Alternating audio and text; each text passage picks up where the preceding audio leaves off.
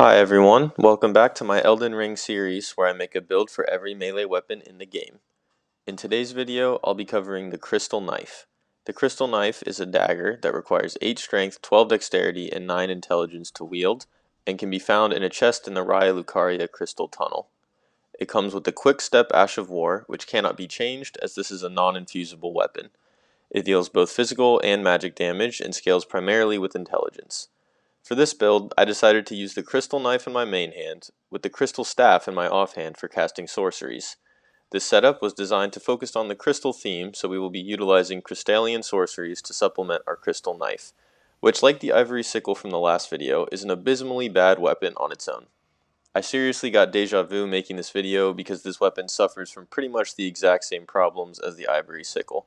They are both non-infusible weapons, stuck with the borderline useless Quick Step Ash of War, and their damage is less than impressive. Seriously, Miyazaki, what were you thinking? Anyway, our playstyle for this build consists of using light attacks with the Crystal Knife for chipping away during short attack windows, alongside the Crystal Sorceries for slower but much more powerful bursts of damage. This first off includes Shattering Crystal, which releases a shotgun-like burst of crystal projectiles, which is devastating at close range. This spell also has the ability to be charged for more damage. Unfortunately, we can be easily staggered out of casting this one, so it is important to time it wisely. Our other spell is Crystal Release, which is a lingering area of effect spell that releases a flurry of crystals from above. The nice thing about this spell is that it has very good hyper armor, allowing it to be cast even if we are hit in the process. It also does very good damage when enemies stay inside the radius the entire time. And finally, I have Terra Magica in our arsenal, which can create an area on the ground that boosts our magic damage as long as we stand in it, including both our spells and the magic component of our dagger attacks. This spell is situational, however, but it's good to have as an option. As I mentioned at the beginning, we are using the Crystal Staff as our catalyst. On top of being thematically appropriate, this gives us a practical benefit because it boosts the power of all crystal sorceries.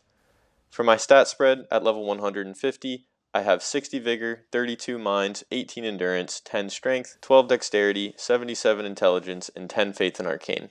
Aside from the obvious reason of optimizing our sorcery scaling, going all in on Intelligence as our damage stat also happens to yield good returns on the damage scaling of the Crystal Knife.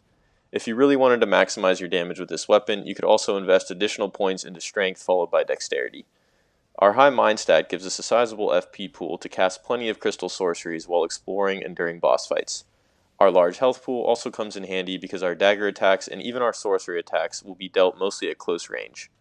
Endurance is minimally important for this build, so I didn't invest too much. For my armor, in keeping with the theme, I chose the most crystalline looking armor pieces I had, landing on this outfit here.